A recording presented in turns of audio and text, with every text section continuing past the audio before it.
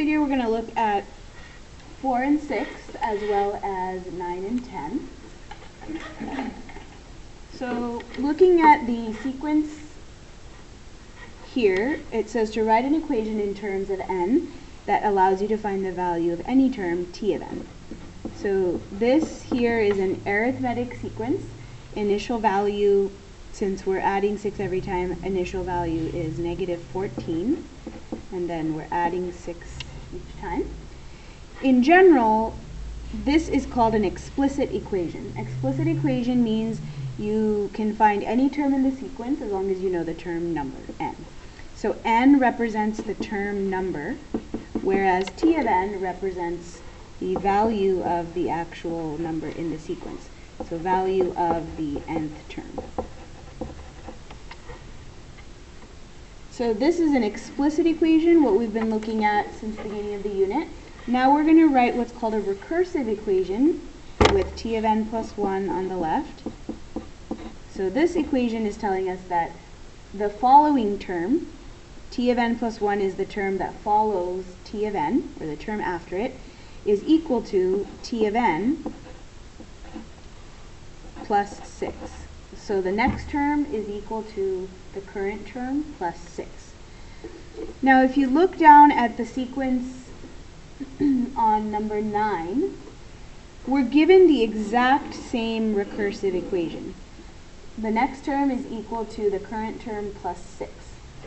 So Dan claims that the sequence here can be represented by this recursive equation as well. Is that true? So if we were going to check to see if it is equal, we can just use this as a formula. So we know term 1, term 2, term 3, term 4, and term 5. We can use any value of n that is already given. So let's use n equals 1, for example. And if we're checking to see if this actually works, we're going to plug in n equals 1. So t of 1 plus 1 equals t of 1 plus 6. So this would give us t of 2 is equal to t of 1, which is given as 0, plus 6, which gives us 6. So in this case, t of 2 is equal to 6. If we try the same thing with larger values of n, so if n equals 2, t of 2 plus 1 is equal to t of 2 plus 6. This is saying that t of 3 is equal to t of 2 plus 6. So again, we're just taking t of 2, adding 6, and getting t of 3.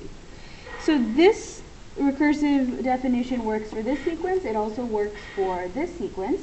So the follow-up question here is, what additional information besides the recursive equation is needed in order to ensure that a recursive equation matches its sequence?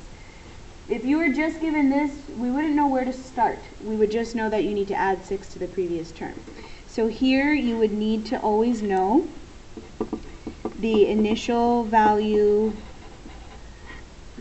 or first term of the sequence,